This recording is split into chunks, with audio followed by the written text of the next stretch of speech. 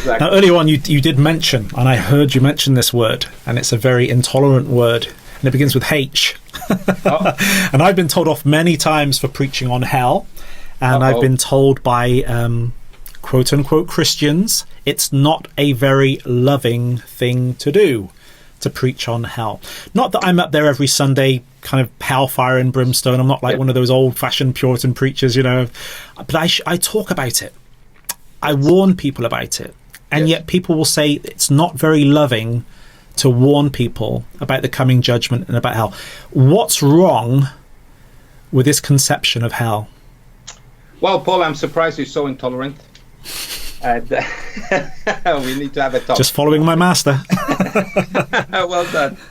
Yes, that happens a lot. When we're out there evangelizing and sharing the gospel with people, from time to time you get someone walking by and here's what you're saying in your conversation, and you're talking, you mention hell, and they jump straight in there and they say, how unloving of you to tell someone that they're going to hell. Hell, such an unloving thing to do.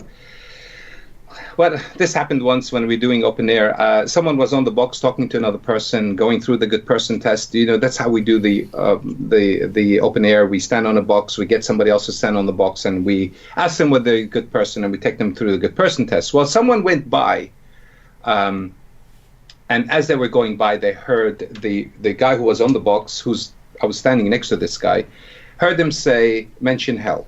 And then, of course, there were two elderly guys, actually, and one of them was shouting aggressively, saying, who do you think you are telling these guys he's going to hell?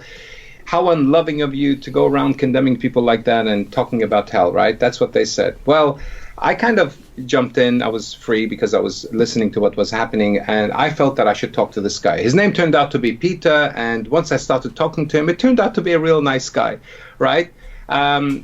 I said to him, look, can I ask you a question? He said, yes. I suppose he felt that he was going to share his thoughts and maybe calm them down.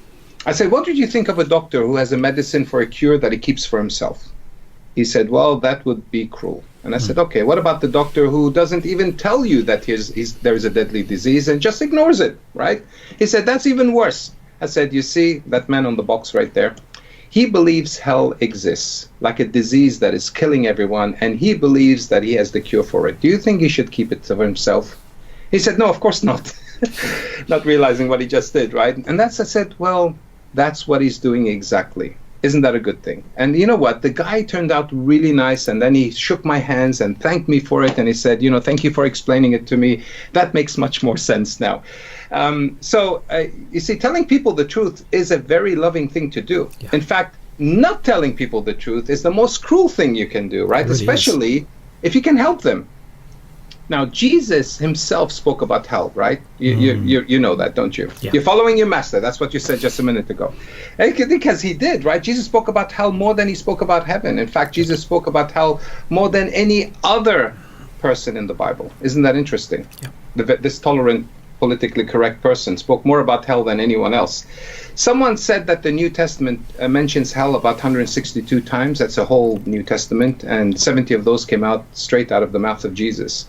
Now, what is interesting about Jesus talking about hell is that when he spoke about hell, he described it in great detail. He said things like, it's the place of eternal torment, of unquenchable fire, where the worm does not die, where people gnash their teeth and in anguish and regret, where people have no way out. They can't come out of it, and they can't even warn their family. They can't come out to warn their family. He calls hell the outer darkness. I mean, hell, he calls hell, he compared it to Gehenna. Now, I know there are old Bible references, Old Testament references to Gehenna, but in the New Testament, the Gehenna was a special place. I don't know if you know, Paul, about Gehenna. It used to be a place of dump outside of the walls of Jerusalem. It was where people just threw their rubbish and set it on fire.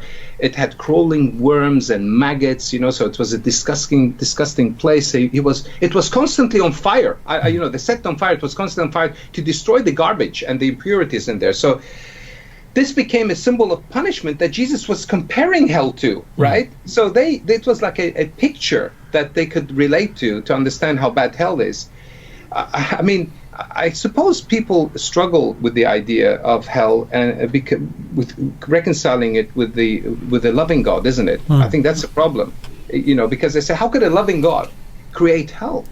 I think that's where the problem is, don't you think, Paul? I think that's where the conflict is, right there. It's not that we talk about hell as much as most people complain that how could a loving God send people to hell? Do you get that at all? Is that something that you come across? I do all the time. Yeah, they kind of question how could a loving God create a hell, and I remind people that he created hell first of all for Satan and his fallen angels. Yes, and that hell is a place where his tangible presence is not. I mean, his conscious presence obviously is everywhere, but his tangible presence is not. And if people freely choose to reject God and they don't want God in their life, then actually God is giving them what they want in hell, which is his total absence. And so rather than God being cruel for creating hell, he's actually being very kind in giving people what they want.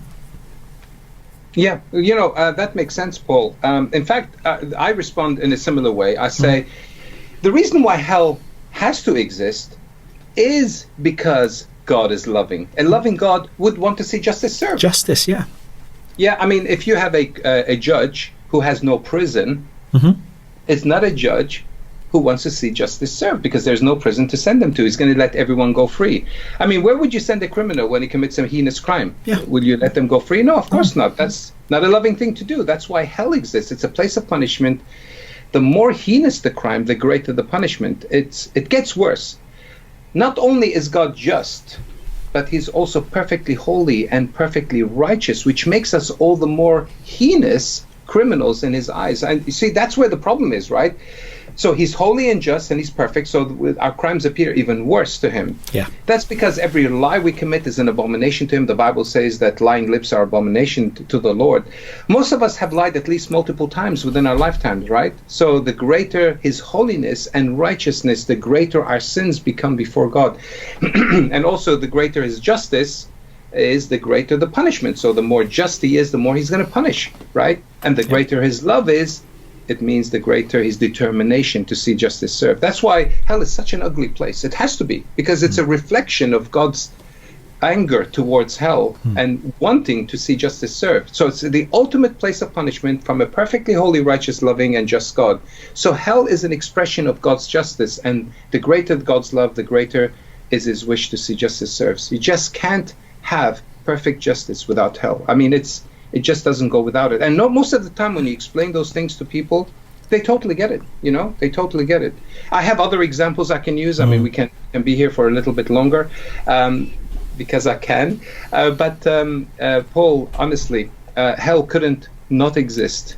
No, that's right. If there is a loving, just God, it just couldn't not exist. Yeah, and I view hell as well. I mean, everything you said is absolutely 100% biblical. It's absolutely correct. And I view hell as well as obviously a place where God's physical presence is not, but that's also his attributes as well of love, joy, peace. Right. So all of those things are stripped away because they are grounded in God. And if God isn't physically present, then you have despair, you have misery, you have darkness instead of light. You have all of these things. And but and of course, God is so angry at sin, right? Yeah, absolutely. If somebody were to kidnap your child, you'll be so angry at them. Absolutely. You pour out your wrath at them, right? Yeah, because that's that word wrath. Yeah, it comes up a lot in the Bible. So God is pouring out His wrath. He's God's wrath. Angry at sin, and it's kind of the ultimate opposite to the holiness and perfectness of God's character. So He's pouring out His anger towards sin, and that's why hell is such an ugly place, and we don't want anyone to go there.